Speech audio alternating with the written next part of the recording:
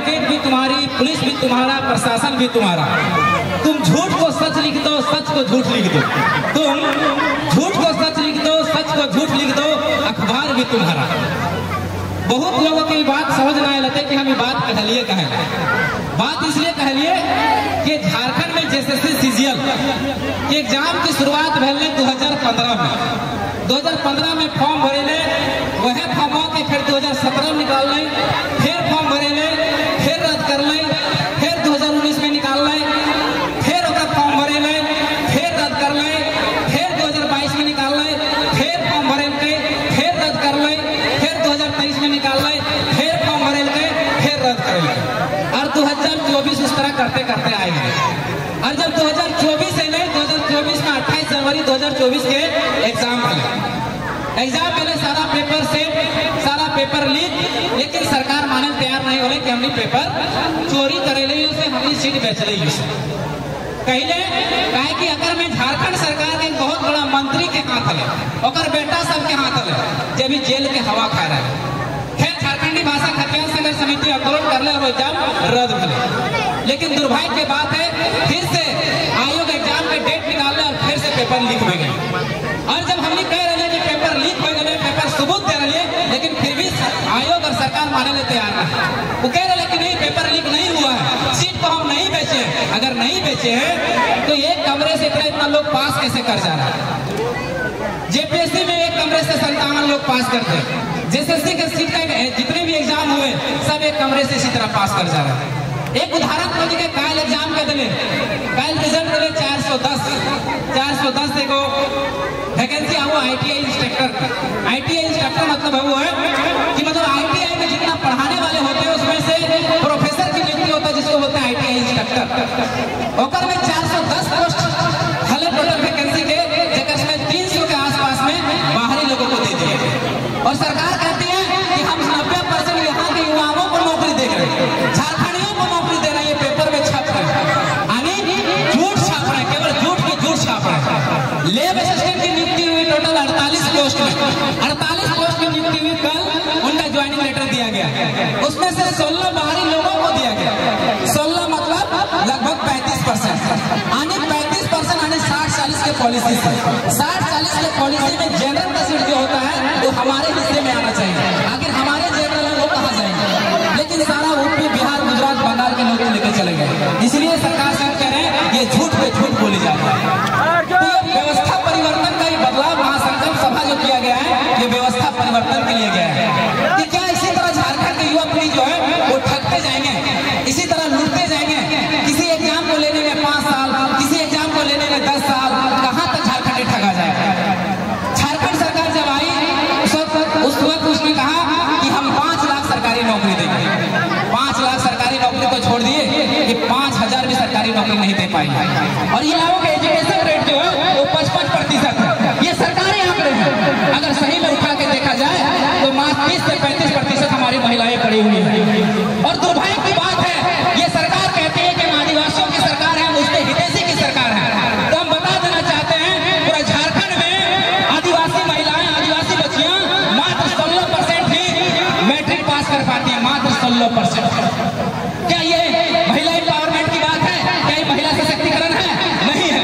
अगर सही में आप महिला सशक्तिकरण करना चाहते हैं तो हमारे बच्चियों के लिए प्राथमिक स्कूल की शिक्षा जो है उसको सुदृढ़ कीजिए, माध्यमिक स्तर की जो शिक्षा है उसको सुदृढ़ कीजिए, जो हायर सेकेंडरी एजुकेशन है उसको मजबूत कीजिए, तभी हमारे बच्चियों को उसका हक अधिकार महिला सशक्तिकरण मिल सकता है। बाकायदा नहीं मिल सकता, ये बरगलाने का केवल प्रयास है। आप महिला सशक्तिकरण की बात करते हैं तो जाके देख लीजिए, लोहरदगा, गुमला, सिमडेगा, खूंटी, लातेहार की सारी बच्चियां बम्बई, दिल्ली, कलकत्ता में जाकर बंधुआ मजदूरी कर रही हैं। तो फिर ये क्या है कि महिला सशक्तिकरण? भाई महिला सशक्तिकरण सही में करना है तो वो रोकिए। नेशनल क्राइम रिकॉर्ड ब्यूरो के डाटा कहता है कि मानव तस्करी सबसे ज्यादा झारखंड में हुआ। टोटल पूरा भारत में 2763 केस दर्ज हुए हैं। 2763 केस में 327 केस केवल झारखंड में दर्ज हुए, जो पूरा भारत में सबसे ज्यादा है। मानव तस्करी का मतलब समझते हैं? हमारे बहू बेटियों को, हमारे बच्चियों को वेश्यावृत्ति के लिए, काम धंधा में बंधुआ मजदूरी के लिए बम्बई, दिल्ली, कलकत्ता जैसे शहरों में जाके बेचा जाता है उसको बोलते हैं मानव तस्करी। ये हम नहीं कह रहे हैं, ये नेशनल क्राइम रिकॉर्ड ब्यूरो के डाटा कह रहे हैं। अगर ये है महिला सशक्तिकरण आपका, ये है महिला सम्मान योजना, अगर सही में महिला सम्मान योजना देना चाहते हैं तो हमारे बच्चियों को रोजगार दीजिए ताकि पलायन होने से रुके, और जब पलायन होने से रुकेगा तभी हमारा मानव तस्करी रुकेगा। दुनिया में सबसे बड़ा अगर कहीं जाहिलियत की बात है, सबसे शर्मनाक बात है तो हमारे महिलाओं के साथ अपमान होना, उसके साथ वेश्यावृत्ति के लिए धकेल देना, ये सबसे बड़ा अपमान की बात होता है। लेकिन सरकार कभी ये आंकड़े नहीं बताती है, कभी ये नहीं बताने का प्रयास करती है।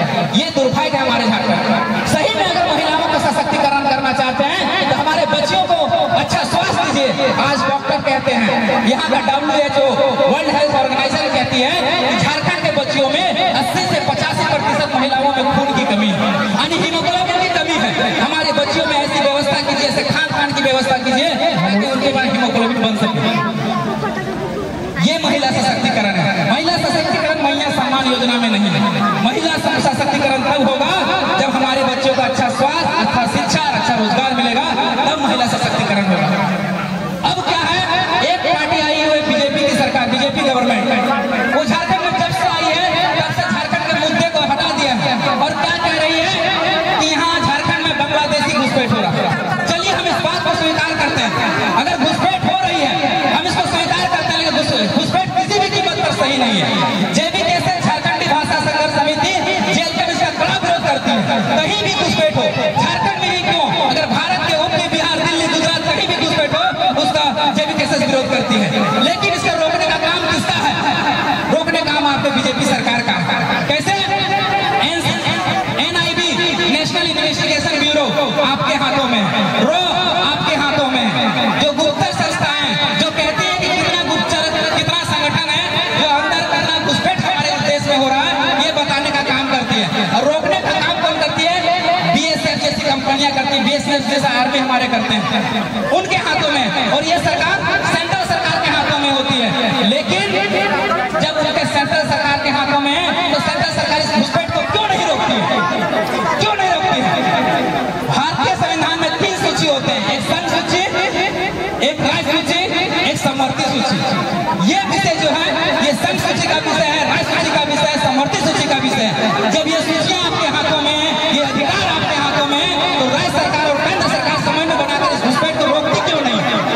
रोकती क्यों नहीं है? ये केवल बरगलाने का काम करती है। बीजेपी सही मायने में अगर झारखंडी अगर झारखंडियों का हित ऐसी है तो क्यों नहीं बात करती कि यहाँ 1932 का खतियाना लागू करेंगे?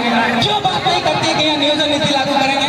क्यों नहीं बात करती है कि यहाँ के नौकरियों में 90%, 75% यहाँ के बच्चों को रोजगार मिलेगा? क्यों नहीं बात करती है कि यहाँ जो ठेकेदारी प्रथा है उसमें 25 से 30 करोड़ का टेंडर जो है यहाँ के बच्चों को मिलेगा? क्यों बात नहीं करती है? क्यों बात नहीं करती है कि झारखंड के जितने क्षेत्रीय भाषा है उसको यहाँ महत्व दिया जाएगा, उसको KG to PG पढ़ाया जाएगा? इन मुद्दों पर बात क्यों नहीं करती?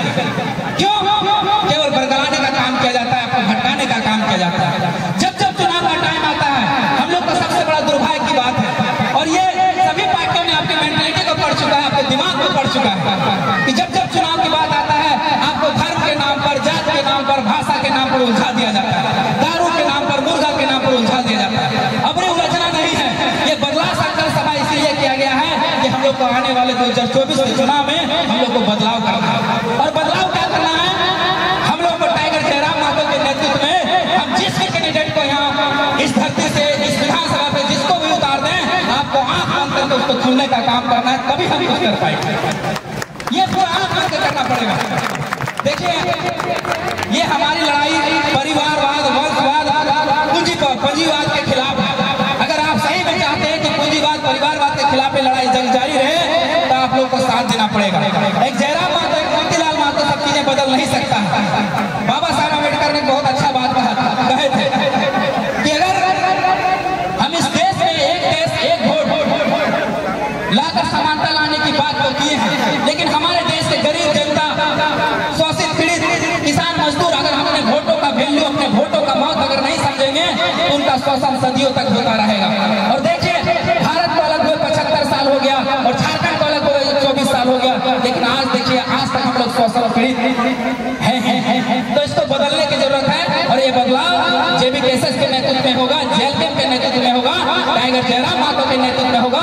इसलिए हम आप लोग को बस एक ही आग्रह करेंगे कि 2024